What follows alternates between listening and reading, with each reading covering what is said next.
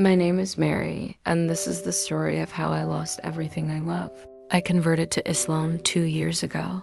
It was the best decision of my life, or so I thought.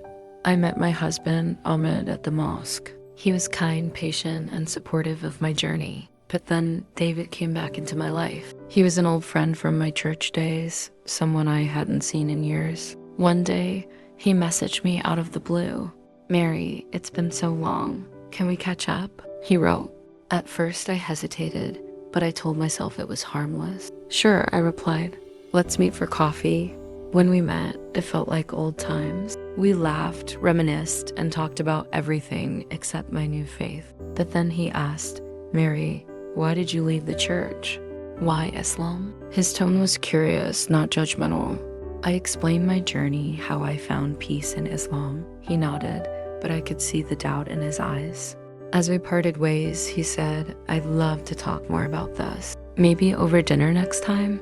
I should have said no, but instead I smiled and said, "That sounds nice." And just like that, a door I thought was closed had opened. The dinners became regular. David was charming, attentive, and always seemed to say the right things. He'd ask questions about my faith, but he'd also talk about the good times we had in the church. One evening, after a particularly long conversation, he looked at me and said, "You don't have to give it all up, Mary." His words lingered with me. I told myself it was just a friendly connection, but deep down, I knew it was more. And so I continued meeting him, lying to Ahmed about where I was going. The guilt was eating me alive, but I couldn't stop. David made me question everything, my faith, my marriage, and myself. And now, here I am, about to tell Ahmed the truth, knowing it will destroy him and me. The dinners with David became a routine. Each time, I told myself it would be the last, but it wasn't. He had a way of drawing me in, making me feel like I was the only person in the world. One evening after dinner, he suggested we take a walk. "The night is too beautiful to end so soon," he said. We strolled through the park, the city lights twinkling around us. I felt like I was in a dream and I didn't want to wake up. He stopped under a street lamp and looked at me. "Mary, do you ever wonder if you made the right choice?" he asked. His words caught me off guard. "What do you mean?" I asked, trying to keep my voice steady. "Leaving the church, becoming Muslim? Do you ever feel like you're not being true to yourself?" He said, his voice soft but probing. I wanted to say no. I wanted to tell him I was confident in my faith, but instead I hesitated. "David, it's not that simple," I said finally. But the truth was, his words had planted a seed of doubt in my mind. He smiled gently and took my hand. "You don't have to go through this alone, Mary. I'm here for you," he said. That moment broke me. I knew it was wrong, but I couldn't pull away. And then he kissed me. The world seemed to stop. It was passionate, forbidden, and everything I shouldn't want. But I wanted it anyway. The guilt hit me like a wave as soon as we pulled apart. "I can't do this, David," I said, stepping back. "Mary, listen to me. You're not happy. You deserve more," he said, his voice firm.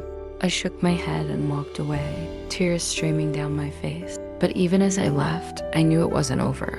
The next day, I couldn't look Ahmed in the eye. He asked me if I was okay, and I lied. "Just tired," I said. But the truth was, I was torn apart. My heart was with Ahmed, but my mind kept going back to David. And as the days passed, the pull to see David again grew stronger.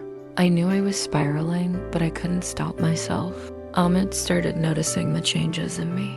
"You've been distant lately, Mary. Is everything okay?" he asked. I forced a smile and said, "Of course. I've just been tired from work." But deep down, I knew he wasn't convinced. That evening, David messaged me. "I can't stop thinking about you," he wrote. My heart sank, but I couldn't resist replying. We met again a few days later. This time, it was at his apartment. The moment I walked in, I knew it was a mistake, but David had a way of making me forget everything else. "You don't have to fight this, Mary. Just be honest with yourself," he said. And once again, I gave in. The guilt was overwhelming, but the pull I felt toward him was stronger. When I got home that night, Ahmed was waiting for me. "Where have you been?" he asked, his voice calm but firm. I froze. Just out with a friend, I said, avoiding his gaze. I could feel his eyes on me, searching for the truth. He didn't push further, but I knew he was suspicious. The silence between us that night was deafening. Over the next few weeks, David and I continued seeing each other.